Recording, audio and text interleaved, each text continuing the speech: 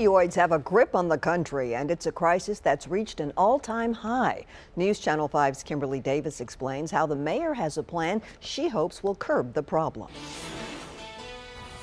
Thousands of people across the country are struggling with drug addiction, and the #1 drug of choice here in Tennessee is opioids.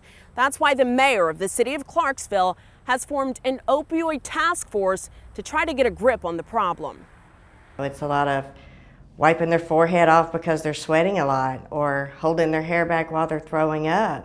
It's the beginning to recovery, and oftentimes it's not easy or pleasant. Cheryl Kuhn knows that firsthand. And most of the time, I was getting a legal prescription from a doctor. Cheryl was just 16 years old when she felt her first high from a painkiller. I remember when it started, I had had my wisdom teeth cut out. That medication that was prescribed by a doctor led to a 20-year downward spiral to an opioid addiction. Because when you get hooked on opiates and you try to come off, you become very sick. You become physically ill. And every day I would have to wake up. In order to feel normal, I would have to have opiates. Cheryl was able to get a handle on her addiction after seeking treatment at Buffalo Valley. She now works to help others suffering from addiction at Buffalo Valley and has been sober for 3.5 years.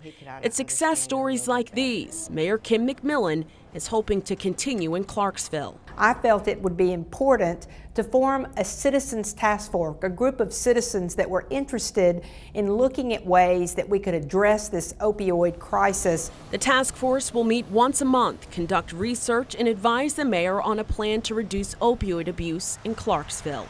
Kimberly Davis, News Channel 5. This task force is in connection with a lawsuit Clarksville is a part of with Tennessee that's suing a drug manufacturer. The suit claims the manufacturer is responsible for the opioid epidemic in the country. The task force will have its first meeting on September 12th.